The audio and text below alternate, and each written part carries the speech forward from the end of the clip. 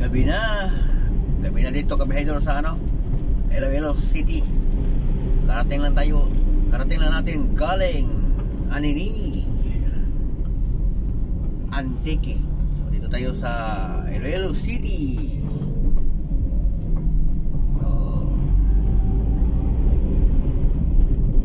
balik tayo doon sa Antique. Madaling araw, gabi pa. Karating tayo dito, gabi pa rin. Ano ba? Puro na lang gabi talaga.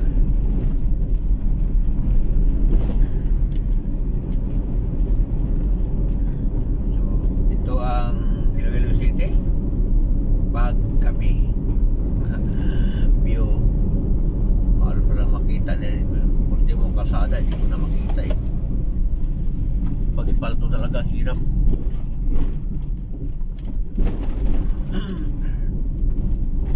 Ito ang kamuti na driver.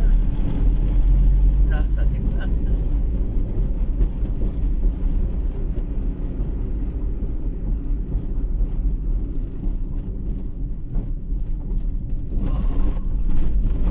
May lubak-lubak dito sa Kapitolyo. Konti lang.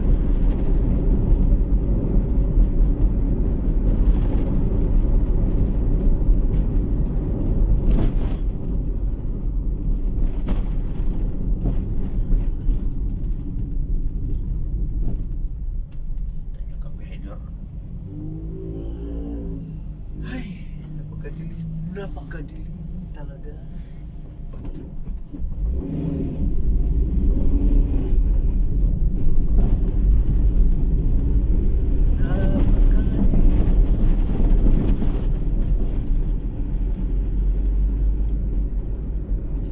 Dito tayo sa Esplanade, mga kabedor.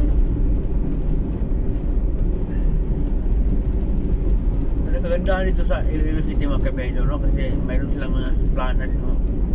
Ano, pwede mag-jogging, mag-pasyalan. Wala kasi sa Cebu ganito eh. Esplanade.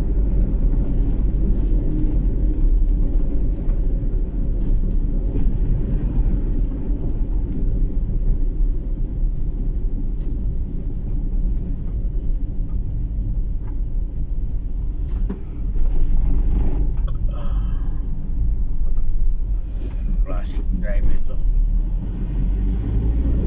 Minsan no, yung mga driver no, kaya hindi ko maintindihan. Ang hina ng takbo, nasa gitna. Pag tinitingnan mo, ang hawak na cellphone. Well, di ba pwede tumabihin na lang?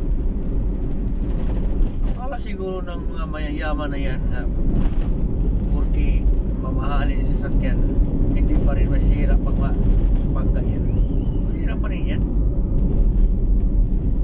Kaya kahit mayaman kayo, tumabi kayo pag mag-cellphone. Pang-ihira. Yaw-yaw na naman ang behedor.